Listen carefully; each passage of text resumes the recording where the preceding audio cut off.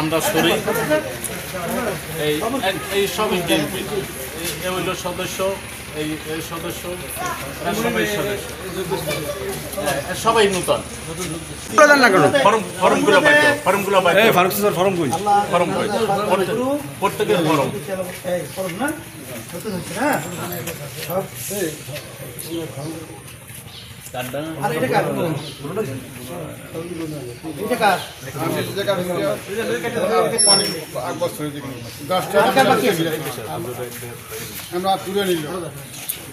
আর কি আর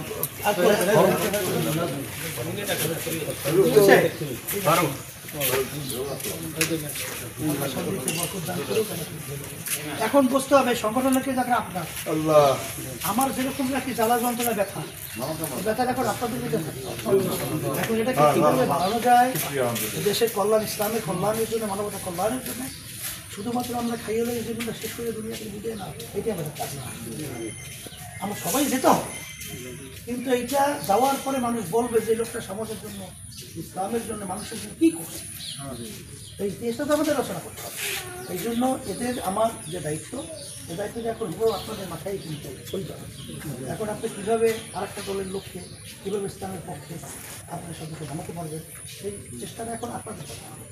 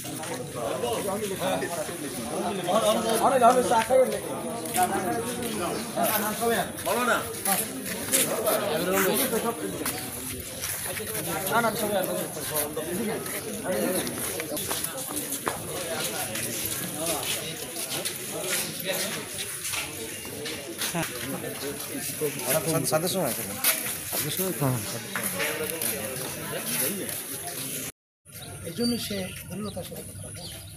তারপরে তাদের চলমান প্রক্রিয়ায় হয়তো কম বেশি সময় কী লাগতে পারে না পারে, তারা আসলে আমাদের চেয়ে বেশি ভালো করতে পারে। তবে আমাদের দাবি এতটুকুই যে সংস্কার, বিচার, 30 জুনের মধ্যে নির্বাচন হলে সেখানে ইসলামী আন্দোলনের কোনো আপত্তি না নাই। আর সাথে সাথে আমরা বলছি 53 বছরের স্বাধীনতায় যে পদ্ধতির নির্বাচন হয়েছে, এই পদ্ধতির আমরা পরিবর্তন চাইতেছি। ইয়ার পদ্ধতি, ইয়ার ইসলামে নির্বাচন হবে, সেখানে দেশের কল্যাণ হবে, মানুষের কল্যাণ হবে, প্রতিটা ভোটের অধিকার, প্রতিটা ভোটারের অধিকার বাস্তবায়ন হবে। এবং সেখানে প্রতিটা দলই বলতে গেলে তারা 1% যদি সারা দেশে ভোট পায়, তারা যে 3 জন এমপি কিন্তু থাকবে, তখন জাতীয় একটা সরকারের উপর তখন দেশটা সুন্দর একটা দেশে পরিণত হয়। আর এখন যে পদ্ধতি আছে, হয়তো বা এক গ্রুপ তারা পাইল 40%, আর সবাই মিলে পাইল ধরে 60%। এখন 40% আলাদা ক্ষমতা পরিচালনা করে দেশ চালাইবে, 60% কিন্তু এদের বাহির। তখন তো স্বাভাবিক এই দেশের সুন্দর চলে না। আর যখন সবাই প্রতিনিধি যখন সংসদে থাকবে, তখন কে কার বিরোধিতা করবে? তখন দেশ গড়ার ব্যাপারেই তাদের চিন্তা। এই জন্য